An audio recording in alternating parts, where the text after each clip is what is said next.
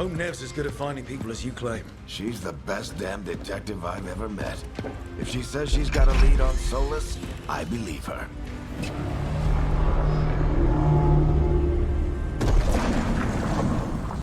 How's it going, guys? I hope you guys are having a great week. So we are back today with another Dragon Age video, and today we're going to break down the gameplay reveal that we got yesterday from BioWare, which was fantastic and did a really good job of showcasing the trailer. We're going to break it down in detail today. So we're going to kick off by first talking about the main character, which is called Rook, by the way. So you can play as either male or female, and we can see here that we are playing a level 1 rogue. And this is a custom appearance character. So apparently in the game we can actually play as either a human, elf, dwarf or kunari. We can choose between 3 different classes, which is going to be rogue, warrior and mage, and we can pick from a number of backstories. So this is our human Rook. Obviously this is a rogue that you're playing as. Now they have changed the rogue in the Veilguard a little bit more, because obviously in Inquisition you were split between either bow or dual wielding. It seems that they're actually joining them together. Here we can also see a male Kunari mage. So the character creator, like, you can really go to town to make some pretty cool, interesting looking characters. Also here we have our female elf warrior type, obviously here with Harding and Emmerich as your companions. So you can make some pretty cool looking characters. You also will have a backstory. So there are 6 factions that you can actually choose from. As we can see here, we are part of the Shadow Dragons. Now, the Shadow Dragons are basically a resistance group that oppose corrupt rulers and slavery in Tevinter. You can also choose from Antivan Crows. If you've played the original Dragon Age games, Origins 2 and Inquisition, you'll know who the Crows are. They're basically an elite organization of thieves, spies and assassins. And even one of our previous companions, Zevran, was an Antivan Crow. You can also choose to play a Grey Warden background, a Veil Jumper background. These are explorers of ancient elven ruins. So Balara, for example, one of our companions we know is a Veil Jumper. You can choose to play as one of the Lords of Fortune. This is a guild of treasure hunters and dungeoneers, and they're all about, you know, hunting for glory, for treasure, for adventure.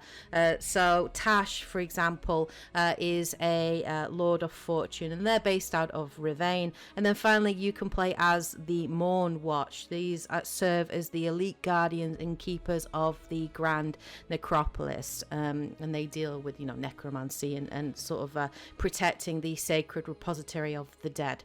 Emmerich, for example, is one of these. So yeah, so already pretty extensive character creation. So that has put a lot of my concerns to rest. Let's talk about this gameplay, because one of the first things that really blew me away by this was the actual quality of what we saw. This is set in Minrathous. This is the capital of the Tevinter Imperium. It's one of the largest cities in Thedas. Now, we have already been told by the developers that the art direction, obviously, in the Veilguard is a little bit more colourful, and a lot of people were sort of complaining about Minrathous, sort of saying it's very colourful, it's very bright, and that's because it is a city of mages, basically. So magic is used in everyday life. This is why we see a lot of these neon signs and everything around. It's a huge city as well, and obviously the first 3 games have, I'm just going to pause here, but the first 3 games are obviously based in the southern parts of the world, where magic and its users are pretty brutally oppressed. The Veilguard is going to be set in areas that we've, you know, Thedas that we've never been to before, where magic is more of a common, you know, everyday kind of thing, and magic users are not repressed. So it's going to be very, very different. So I'm really excited for that, and I absolutely loved the look of Minrathous. If we actually go back, I just want to go back a little bit, and I just want to talk about this opening scene, because this absolutely blew me away. I want to actually go through it in a little bit more detail. So I just want to break this down for you all. and play it a bit slower. But I just want to talk about the quality here. Look at the raindrops on the ground. You can see the lighting here going on, which is absolutely gorgeous. I think even at one point we see some reflections in the puddles and ray tracing, and Minrathous looks incredible, absolutely amazing. So they've done an amazing job recreating the city, which seems dense, you know, densely populated. And obviously you have the rich areas of the city along with, you know, the poorer areas. So I just wanted to talk about that, obviously, and how amazing that kind of was, and how that initial, like, impressions of the game just blew me away. I want to then talk about just little things here. So, like, just walking through and everything. The cut between cutscene and normal animation is so fluid. It really is. Like, it's incredible just how fluid it moves between cutscene and between gameplay. And yeah, I don't have a problem with the character designs, to be fair. I was absolutely fine with them. I got more used to it as I watched the gameplay, but it is very stylized. We can see that most definitely. But I've got to say, I think this might be one of the most beautiful Dragon Age games I have seen, and I'm very much looking forward to seeing more. And obviously some of the concept art that we have seen looks utterly incredible. So yeah, we're carrying on through here, and obviously as we work through here, all hell kind of breaks loose. And these moments here, like just seeing these monsters, these demons come, you know, jump up and grab humans and jump off, it reminded me a little bit of God of War, you know, almost in that kind of like just you running through the action as it's going off, and these sort of set pieces. And I'm all for that. I really dug it. So yeah, I very much enjoyed it. Yeah, so, and then, you know, dynamic kind of environments changing, you know, with beams, you know, falling off and things like that, which is absolutely, you know, great. So yeah, really good. Then obviously we got to see Harding, who is a fan favorite, and a lot of fans requested for her to return. So many people will be happy to see her, and they've done a really great job with Harding. I think she actually looks really good. Her freckles have never looked better, and she is a fully romanceable character. In fact, all of the companions can be romanced, irrespective of your race, your gender, your background. Yeah, that's really cool. So let's talk a little bit about obviously the dialogue wheel here. So this is returning from, well, basically this was in Dragon Age 2 and also Dragon Age Inquisition. It's really good to see it back here. And we can see here, obviously, we have our, I call them emoji conversations. So you can choose to respond either positively, aggressively, or angrily, depending on obviously what you choose. And I'm happy to see that. I just hope we're going to have nice kind of, you know, depth to the conversation options that we do have, which was really good. So yeah, so that was really cool. So if we move through, you know, we get move through obviously this area. Look at that rain, guys. Look at the raindrops. Isn't it incredible? Like, absolutely amazing. I'm blown away by that. It just looks so incredible. And yeah, I thought the character animations and facial animations and the voice acting was to the standard that we would expect from a BioWare game. So, and like I say, for me, the capital number one key most important thing is the story, is the dialogue. So we're jumping into the combat here, and this is one of the things that I think has a lot of people quite torn, which is the fact that most definitely Veilguard looks more action RPG than RPG.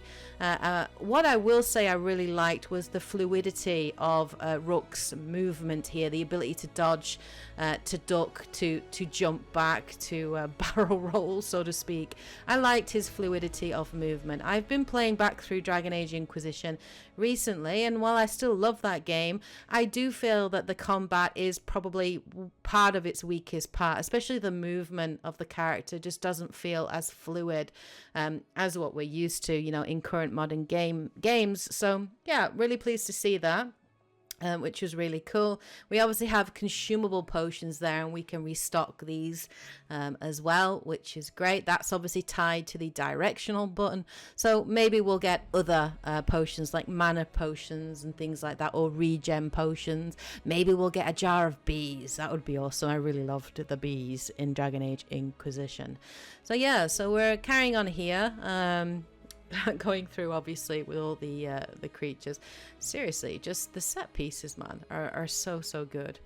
But yes, so, and here we actually get to face off against you know, some Tevinter cultists and some mages and magical attacks. I do like the fact that they do lock on.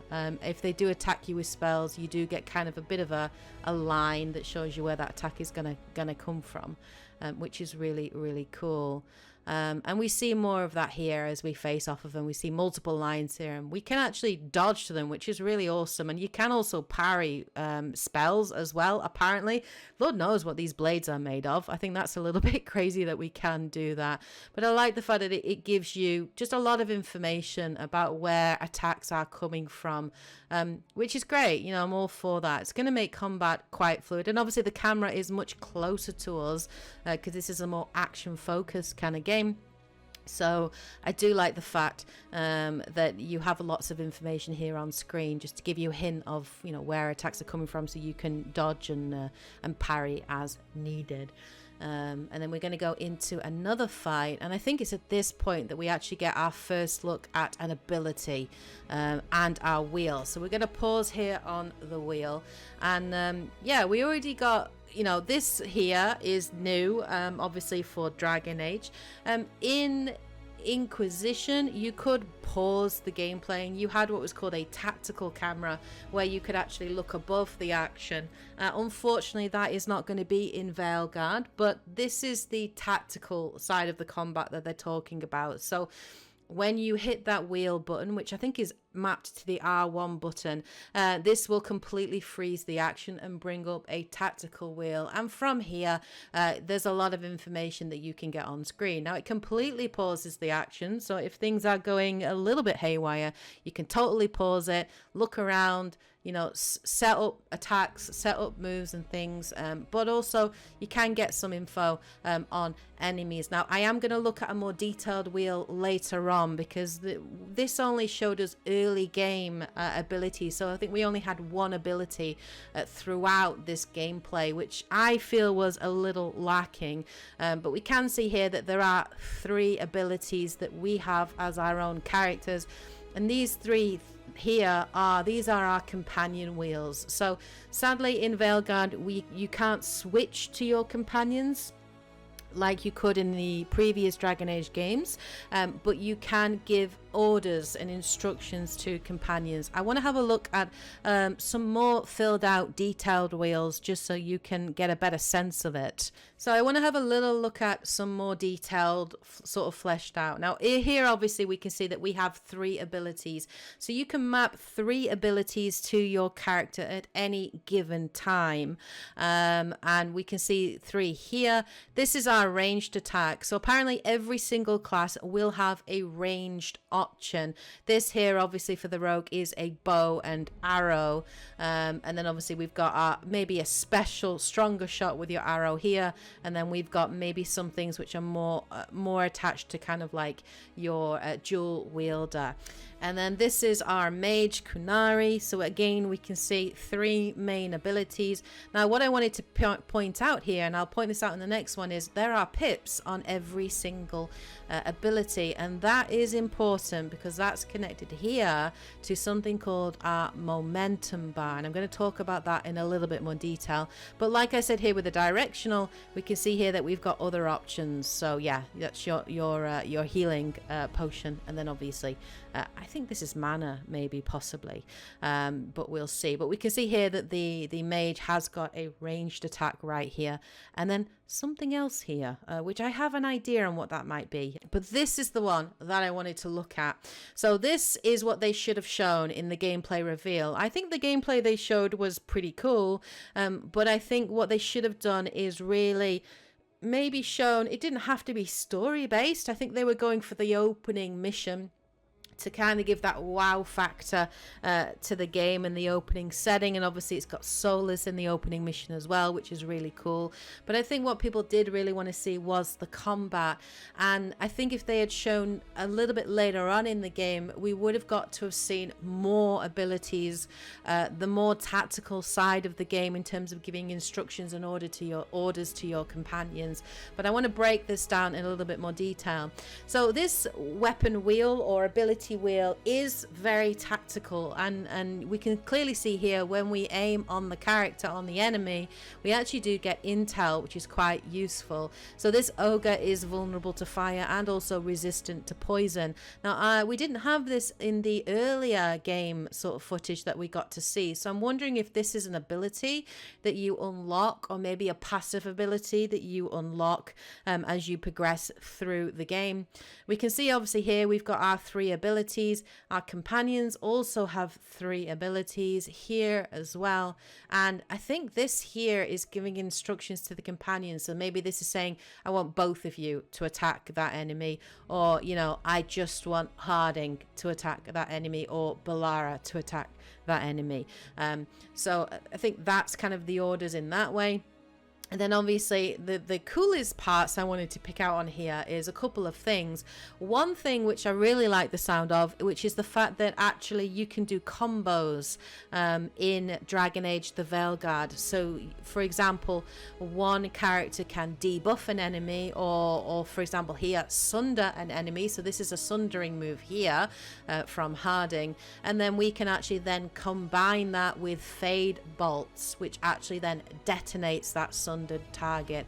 Similarly as well, I think they talked about one character can maybe slow down a group of enemies, and then another character could use an area of effect attack to kind of I don't know, set the ground on fire or lightning, or freeze the ground to capture, you know, multiple enemies in that attack. But the fact that we're going to get combo attacks, I really like that, because that does make the game a lot more tactical in nature. It is one of the elements of Mass Effect that I absolutely love, and I'm really happy to see it here in Dragon Age The Veilguard. So that's really, really awesome. Many of you will be happy to see as well that here confirmed there are healing spells, and you can equip those to your companions, and I'm assuming also to yourself, but you can actually set up your companions to play specific roles. So if you would prefer a companion to be more of a healer support character, you can set them up in that way, you know, depending how you choose to play it, which is really cool. Now I wanted to talk about here, obviously, that we have, this is called the momentum bar, and you basically fill this up by connecting attacks, right? Consecutive attacks. So it's all about momentum. So I think if you get hit or if you get staggered, that slows the momentum. So you want to try and dodge and parry and attack and connect hits as much as you possibly can do. And it's all about fluid combat and fluid movement. This is effectively an ATB bar. That is basically what it is, except it doesn't fill automatically like it does, say, for example, in Final Fantasy VII Rebirth or Remake. This is filled through your causing consecutive damage. But we can see here that it has 3 pips, and we can see here as well that these abilities cost a certain number of momentum. So if we want to use this ability, for example, it costs 1 momentum. If we want to use the middle ability, it costs 2 momentum. So that will be a case of being tactical in that nature as well. Do you wait for maybe the more powerful attack in the hopes that, you know, that momentum doesn't take a knock or anything like that, or do you choose to use it? Now the really cool thing is each of the characters have unique special momentum moves. Now this is a warrior, and the momentum move for the warrior sounds absolutely amazing. So basically it's like Captain America. You can use this move, and what this will do is it will basically lob your shield at enemies, and then I'm assuming that shield comes back to you and you catch it. If you're a rogue, I think you have a momentum move which is called hip fire, which allows you to shoot your bow from the hip without needing to aim it, and I'm sure the mage will have their own special moves as well. But here, yeah, this is really cool. I like that. Now apparently, according to Mike Gamble, we are going to get multiple abilities, but but we will only be able to equip 3 at any given time. So yeah, so we'll go back to the gameplay. So we can see here obviously that we can't see, you know, this character's weakness. I really do think that's an ability that we're going to get later on, which would definitely be useful. So let's carry on. So this ability here weakens enemies, which is really cool. It's sort of a ranged attack, and we can see here that it has a recharge, and then we can see here he's doing consecutive attacks, and that is building up the momentum in here, which is cool. Our ranged ability also seems to recharge over time too, so that's really awesome. So that doesn't mean that we're going to have to worry about like picking up ammo or anything like that. And yeah, so it seems like we can either choose to click on the wheel or quick select the ability as well. So I think here he quick selects here, I think, maybe, or I think it's soon anyway. So yeah, so that's definitely, that looks like a heavy attack to me. And here, as we can see here, collects static strike, and that does it actually from the wheel. But I think we can select these maybe with quick button prompts as well, rather than having to stop the action all the time. But yeah, like the combat, I'm kind of, the more I'm researching it and the more I'm actually looking into it, the more interested I am. I kind of love the idea of momentum. I love the idea that we're going to have combo attacks as well, which is really great. So here we're obviously meeting Nave, who is one of our companions.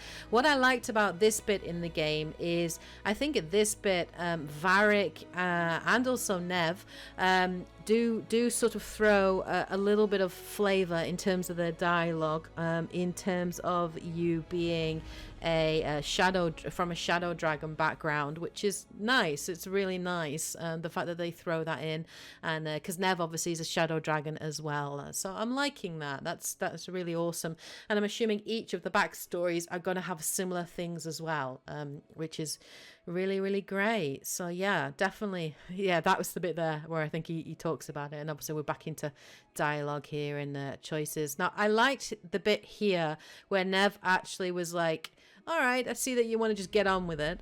So she actually responded to the way in which he commented, which I liked that. I thought that was a really, really nice touch. But yeah, so we get to see it a lot more. I'm looking forward to learning more about Neve. I'm very interested in actually in the different companions, and I'm kind of excited to explore new areas of Thedos, which will be really, really awesome. Oh.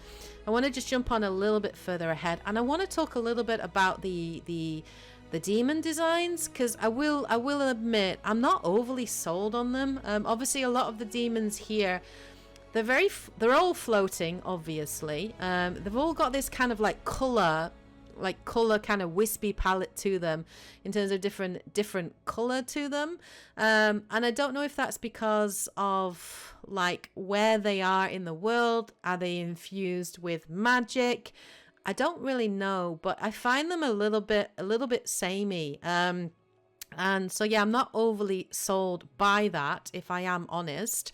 And then as we progress further, I think we actually face off against a pride demon for the first time. Yeah, this is our pride demon that we face off against. And yeah, like, he's tiny, because pride demons are actually huge. I played back through Dragon Age Inquisition, and the pride demon in that was absolutely massive and was so intimidating because it was so huge in size and so physically strong, whereas this guy just feels a little less than that, you know, a little weightier, a little more wispier. And I don't know. I don't really like it. I don't really like the demon designs. I'm not gonna lie. I was hoping for something a little bit darker, a little bit less neon, maybe. But that might have something to do with the magic, and maybe not all demons are gonna look like this. Maybe we'll get to see other types of demons as we go along. But yeah, I don't know what it is with like supernatural beings where they all seem to have this kind of wispy color to them, making them really colorful, you know. I don't need that in my demons.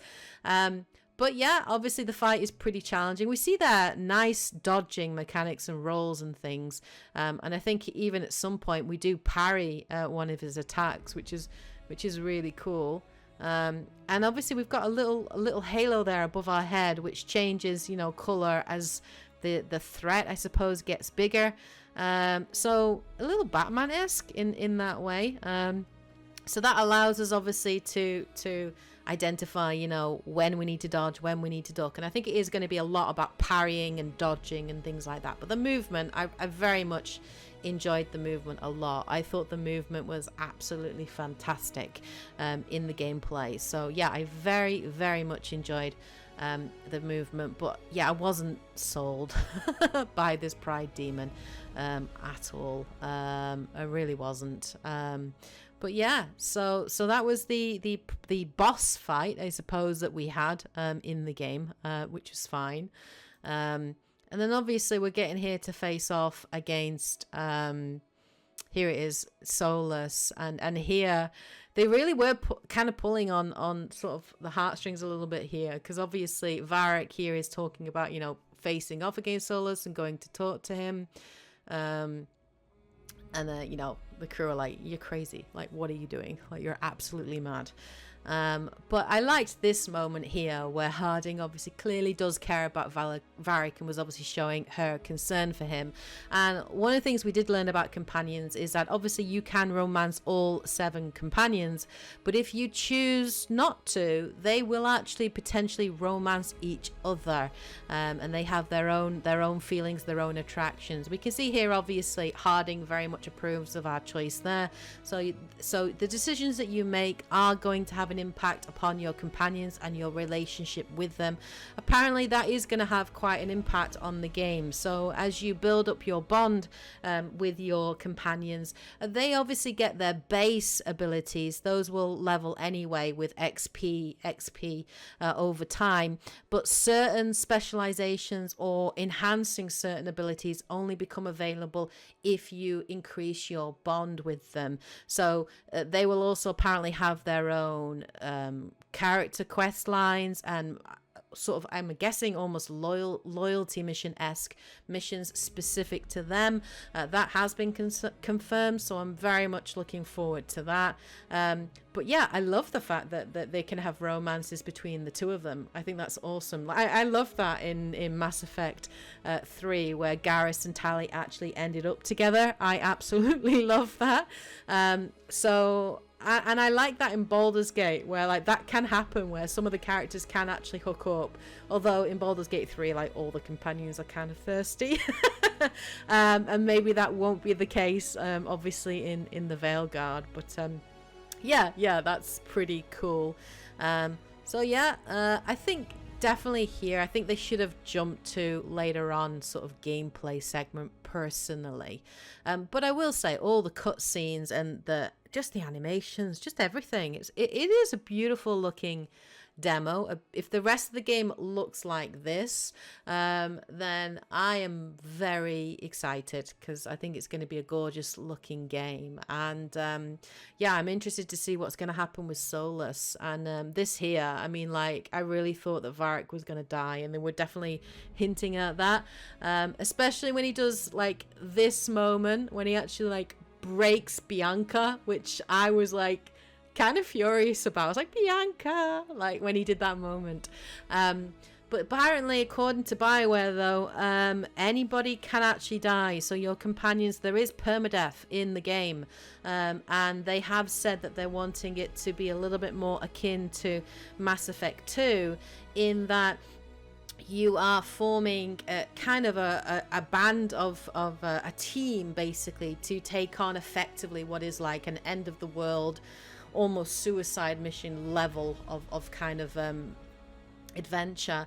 But your choices will really matter. So they can't die through combat, through gameplay. Obviously you can still heal them and revive them and stuff like that, but apparently they can die during the game, dependent on particular choices, and that can happen very much like what happened in Suicide Squad, whereas if you made the wrong choice, it could actually get a companion killed. And this might be an example of one such choice, where we had to choose whether to take Nave with us or Harding with us. Obviously there, Harding greatly approved of that, so that's going to help with our romancing of Harding.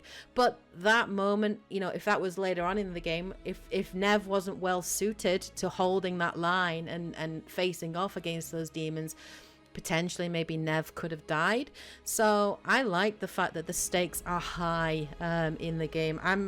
It will make me stress out like a lot, most definitely, but it's one of the things that I really loved in Mass Effect 2, and I'm kind of happy to see it here in the Veilguard, most definitely.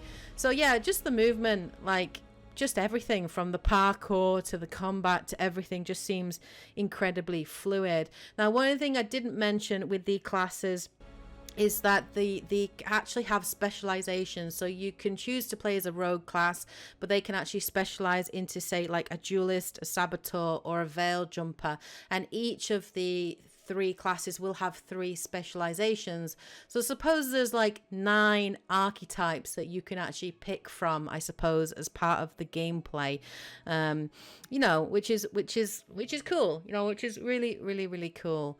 But yeah, I thought the gameplay was really good. I really enjoyed it. I'm looking forward to seeing more from BioWare. I definitely would like to see some combat later on in the game to give us a better sense of that tactical combo side of things. I don't think they showcased that well enough, but I think they did a very good job of reassuring people about the tone of the game and also the art direction of the game.